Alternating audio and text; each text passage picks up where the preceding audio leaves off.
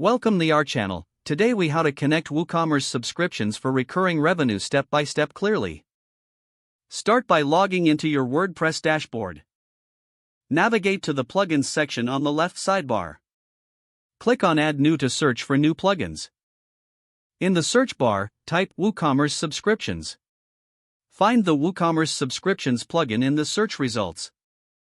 Click the Install Now button next to the plugin. After installation, click the Activate button to enable the plugin. Once activated, go to the WooCommerce settings by clicking on WooCommerce in the sidebar. Select the Subscriptions tab in the Settings menu.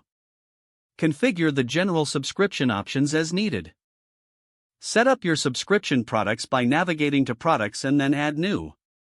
Scroll down to the Product Data section and select Simple. Make sure to configure the sign-up fee and free trial options if applicable. Under Inventory, you can manage stock levels as needed. Switch to the Attributes tab if you want to add any special features to your subscription product. Once all details are filled in, click Publish to make your subscription product live. Now, test your subscription by going to your site's front end. Add the subscription product to your cart and proceed to checkout. Complete the checkout process to ensure everything is functioning correctly. Check the My Account section to verify that the subscription appears under your account.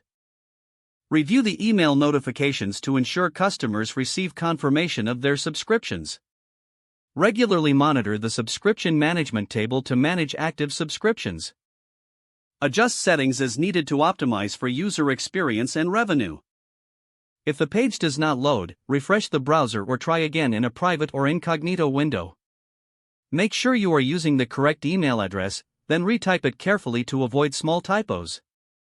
If your password is not accepted, use the reset option and create a new strong password you can remember.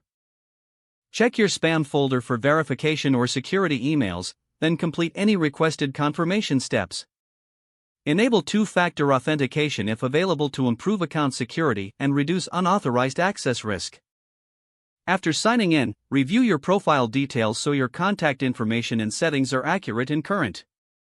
If you see an error message, note it down and try again after restarting your device and internet connection.